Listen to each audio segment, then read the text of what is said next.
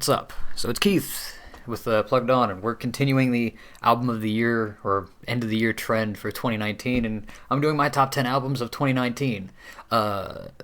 This year, I feel like every year it gets more condensed, the albums that I get that make it on my list, because just about most of the albums I listened to this year ended up on this list. I'll do my two quick shout outs really quick just to get them out of the way.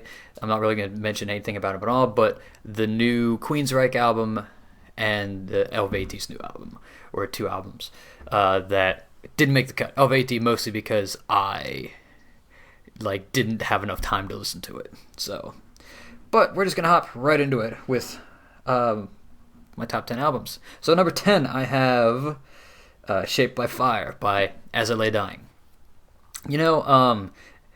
It feels like a weird thing to say, but I'm kind of glad As I Lay Dying's back. I do enjoy this album a lot. I think the time away has done them has done them really well, both from a as a band standpoint, because it's for being away for as long as they have been since the whole thing with Tim Lambesis. It's kind of just refreshing to hear them again, because the last stuff that the band did minus him was with Woven War, which I thought their first album was good. The second album was a little, was still good, but it was a little lacking, I felt. And I also feel like the production on this album, I feel like the leaps in terms of production. I think this is one of my favorite sounding albums of theirs, just production wise, and there's just a lot of just a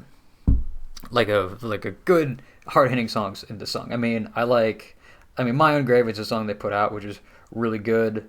Of course, the title track is good. Blinded, I really like, and I just think that just a nice return to form and a comeback album for them after everything that's happened.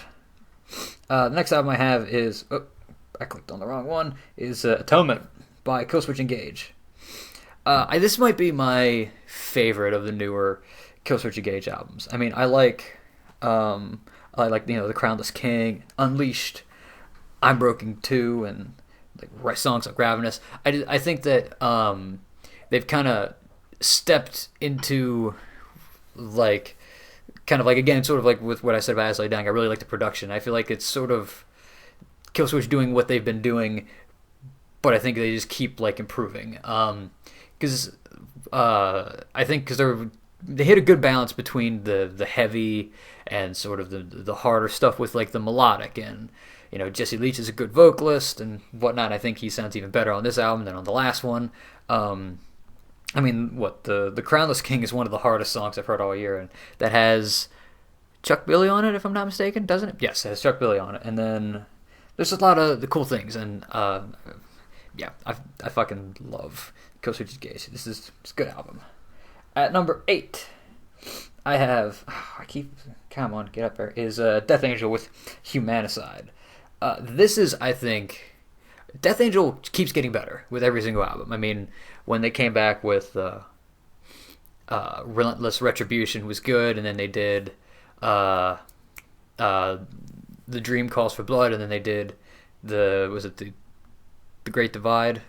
Evil Divide. Sorry. Thank you, Tyler. And they just keep getting better with each one. I think and the thing is that's kind of happened up until this point with Death Angel, is that I'll listen to the album and I'll like it, and then I'll fall off after a while, and I'll be like, man, I keep forgetting that Death Angel's thing. That didn't really happen as much with this album. With songs like Humanicide and Immortal Behated, I Came from Blood, Alive and Screaming, I think that everything just sounds, I think everything on this album sounds really good with everything. Where I just lost, there it is. So I think the production's good. A lot of songs just hit hard and they kick ass. And the solo work is good. Also the vocals. The thing about Death Angel that I think I like the most of anything is that I've always really liked how the vocals sound with their stuff. But yeah, I think, again, I love their albums, and I think that they've been improving with each album, so good on them. Let's see here. Next, I have Gloryhammer, Legends from Beyond the Galactic Terror Vortex.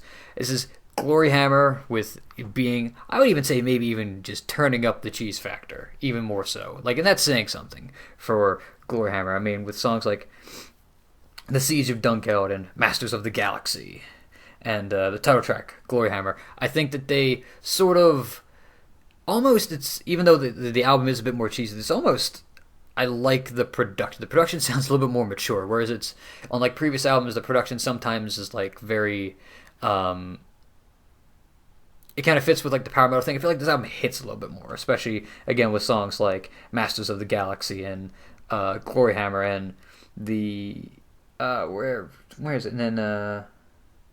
And then the final track, which is the Fires of Ancient Cosmic Destiny, and I kind of like that you kind of can tell the story here. There's always been a story with each of their albums, and I kind of like the conclusion of the story with Angus McFife and whatnot.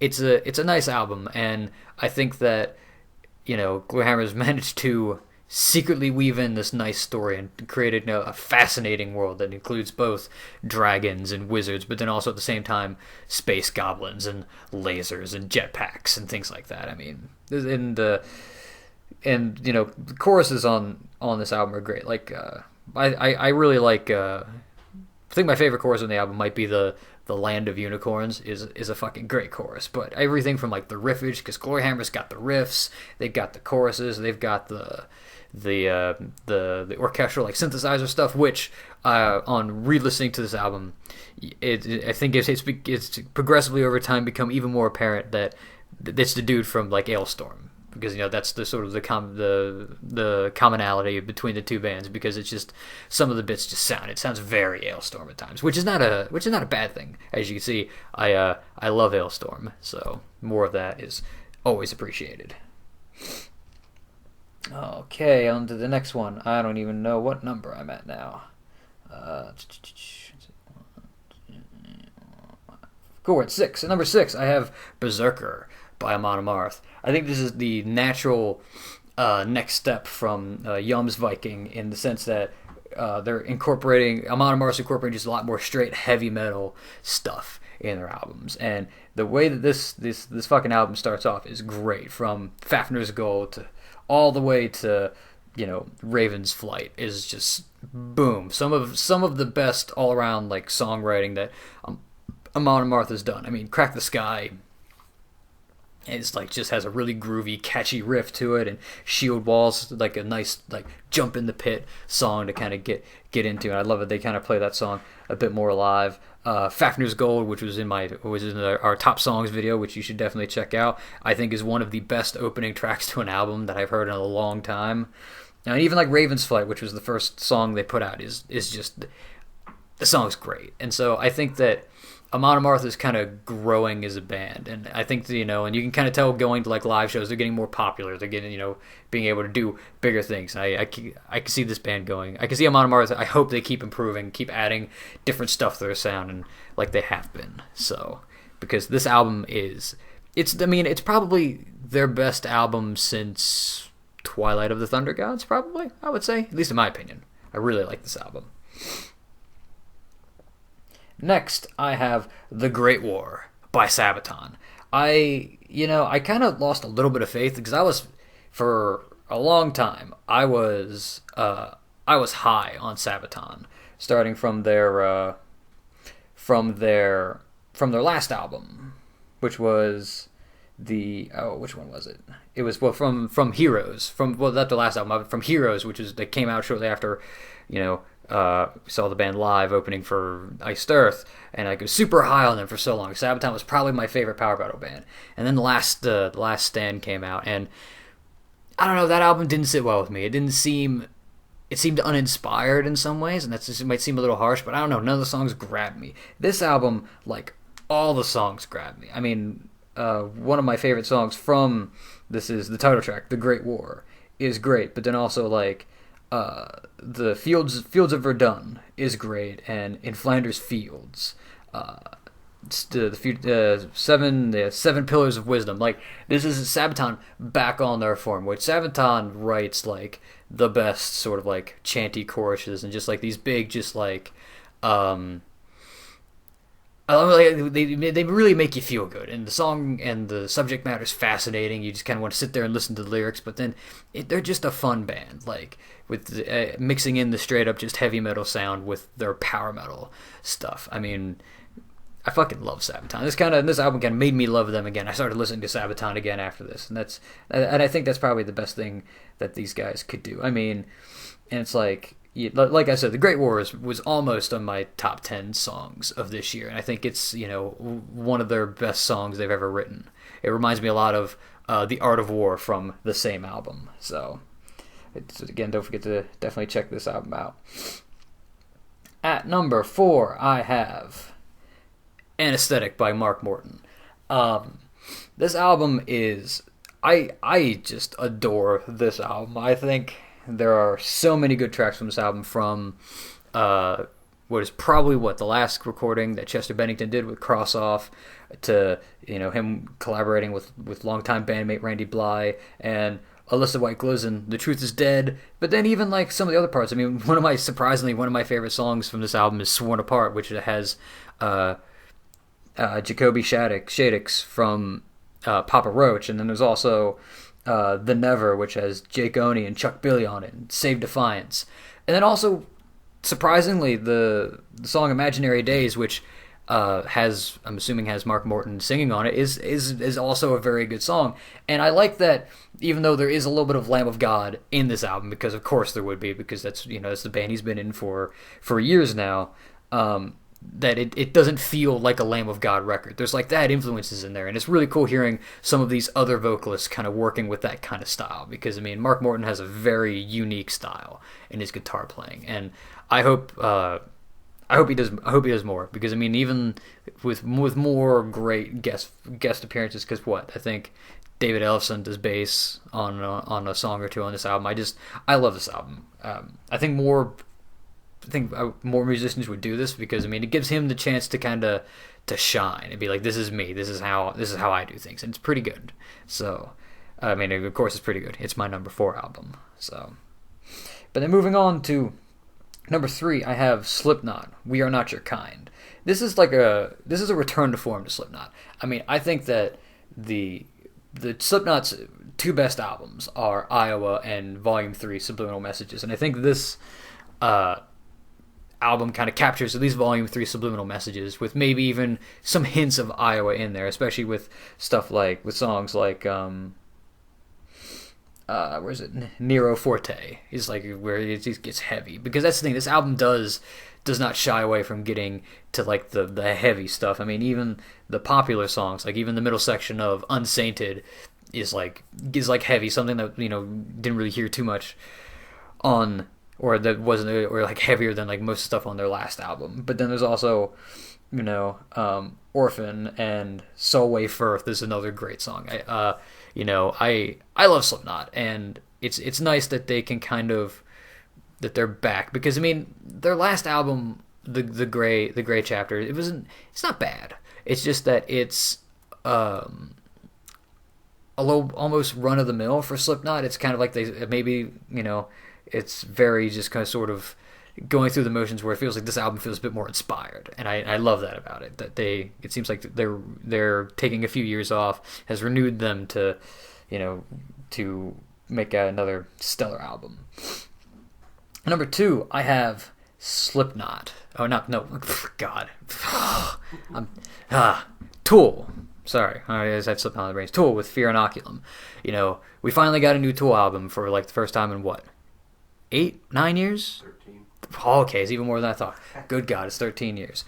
And I think that they fucking nailed this. This I go back and forth between this being my favorite album of the year and what actually is my album of the year. But I mean, just like so much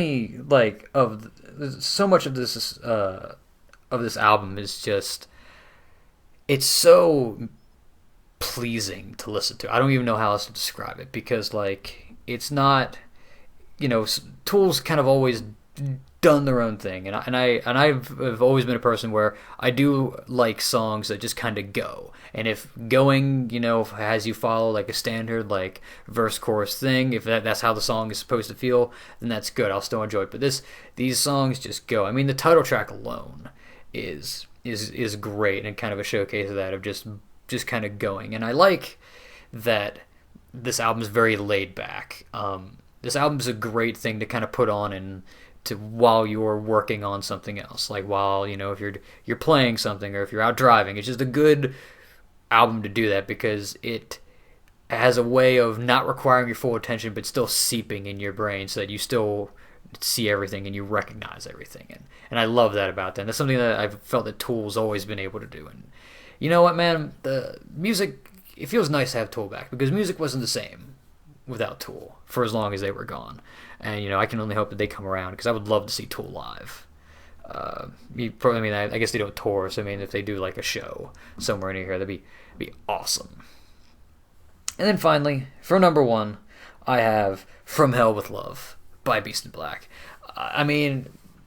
Cheesy power metal all the way, man. I don't know if any other album that I on my list is more fun than this album. This album is just so much fun, especially when you look at the first 7 tracks. I think the first 7 tracks are boom, like probably some of the best stuff that these guys collectively have written. Now maybe it doesn't reach the heights that say Born Again or Blind and Frozen, but I think that Cry Out for a Hero is great, and From Hell with Love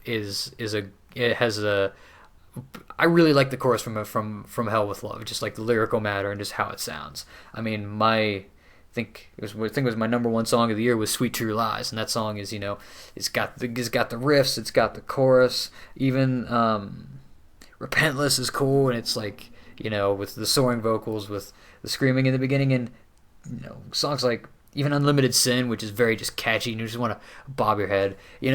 I don't know if another band, maybe Glory Hammer comes up really close, but I think maybe Beast in Black is definitely maybe the best of the ultra cheesy power metal bands, but then I think I'd even put them up there with Primal Fear. And Primal Fear is probably my favorite power metal band ever.